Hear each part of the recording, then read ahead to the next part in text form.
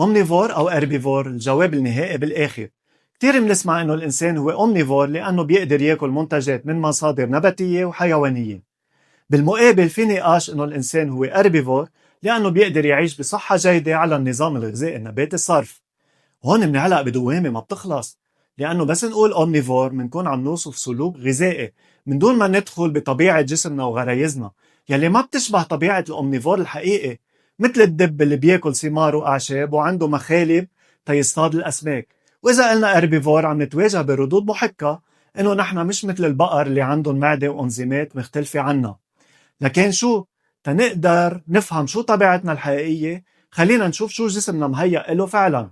إذا رجعنا بالتاريخ، أسلافنا من ملايين السنين كانوا يعيشوا على الشجر ويتكمشوا بالأغصان وياكلوا فواكه وأوراق شجر. أما إدخال اللحم على غذائهم بعد فترة كان قصة بقاء مش رغبة طبيعية. الإنسان البدائي واجه مناخات قاسية، كان يستعمل أدوات بسيطة تياكل بقايا اللحوم والنخاع من جيف من فرايس تركتها الحيوانات المفترسة. الإنسان البدائي ما كان صياد بالفطرة، كان يستعمل أدوات، ولا بحياته كان عنده غريزة الكارنيفور.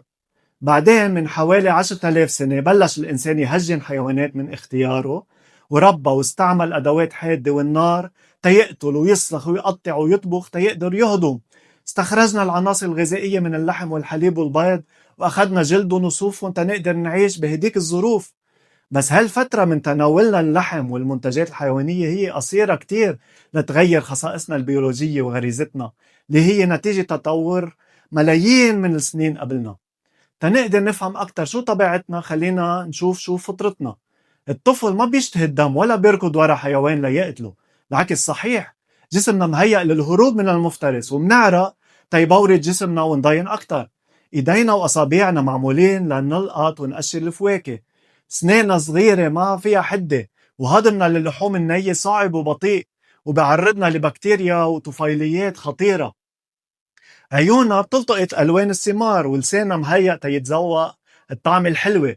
وأقرب كائن للإنسان من ناحية الجينيات هو الشمبانزي اللي بيعيش على الفواكه بشكل أساسي. والدراسات اليوم بتأكد أنه الإنسان عنده قدرة خاصة على هضم النشويات من حبوب وبقوليات وخضار. ومنظمات التغذية بالعالم بتأكد أنه النظام الغذائي النباتي الصرف هو مناسب وكافئ لنا. بالنهاية مش مهم كيف تطورنا وشو اللي خلينا نتطور، لأنه التطور الحقيقي الوحيد اللي بهم هو تطورنا الأخلاقي. اليوم صار عنا القدرة نختار، يا بتختار الهيمنة والاستعباد والقسوة وسفك الدماء، أو بتختار تكون فيجن.